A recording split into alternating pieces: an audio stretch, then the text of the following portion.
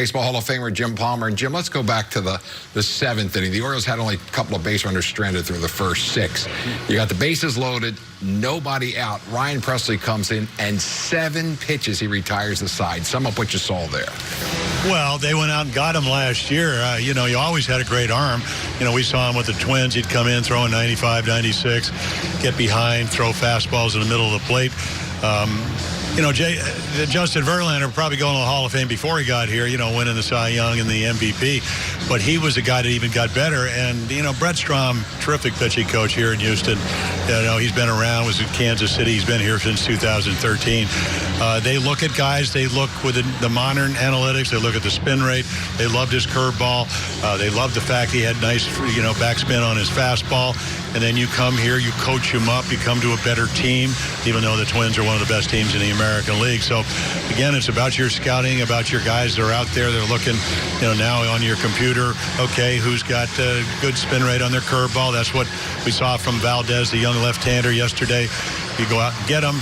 And, again, the other thing is they have enough young players in their farm system to go get Garrett Cole, who we saw pitch and strike out 14 on Friday. Go get Verlander.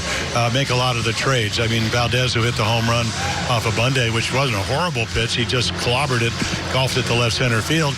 He came for a pitcher, Josh Fields, who really is not a household name. So, again, scouts, Orioles are trending towards that. I mean, if you look at the 15 players that the Orioles got last year, not one of them is having a good year. And a lot of that has to do with your scouting. I wish I could tell you they were, but again, none of them really have stepped up. And so again, it seems like when Houston, and this is where we got Michael Lass, when they do scouting and then they coach them up, they have pretty good years. And that's why they felt pretty comfortable bringing in Pressly.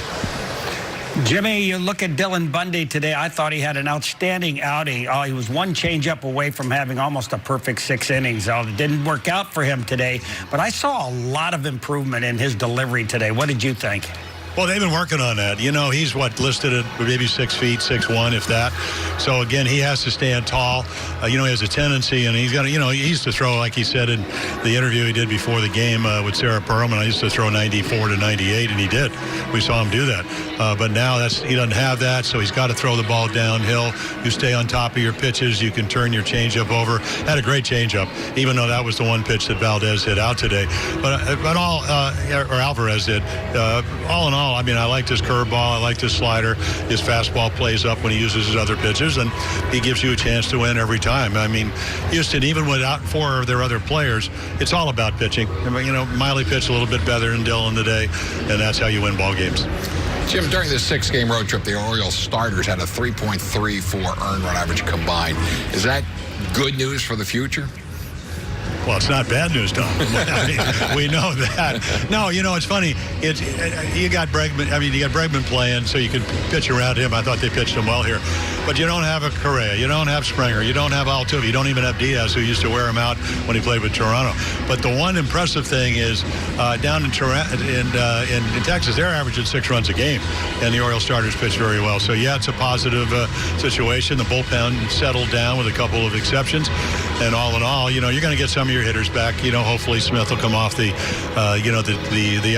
or the concussion. You're going to probably get Trumbo back. You're going to have to find a place to play him.